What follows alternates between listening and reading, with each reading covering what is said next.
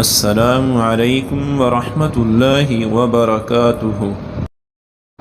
دوستو، اگر آپ حدیث سننا پسند کرتے ہیں تو چینل کو ضرور سبسکرائب کریں، شکریہ۔ رسول اللہ صلی اللہ علیہ وسلم نے فرمایا، جو شخص کسی غیب کی خبریں سننے والے کے پاس آئے اور اس سے کسی چیز کے بارے میں پوچھے تو 40 راتوں تک اس شخص کی نماز قبول نہیں ہوتی۔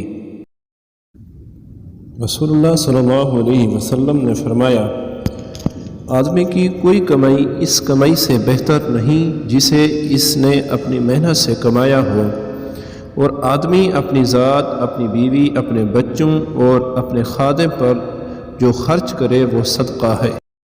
حضرت انس رضی اللہ تعالیٰ عنہ بیان کرتے ہیں کہ نبی صلی اللہ علیہ وسلم گورے رنگ کے مالک تھے، آپ کا پسینہ موتیوں جیسا تھا۔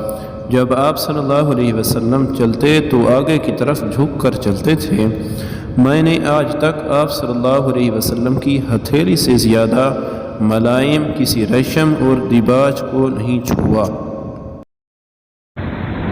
رسول اللہ صلی اللہ علیہ وآلہ وسلم نے ارشاد فرمایا، جو درجہ خاموشی کی وجہ سے انسانوں کو ملتا ہے وہ 60 برس کی نفل عبادت سے بہتر ہے۔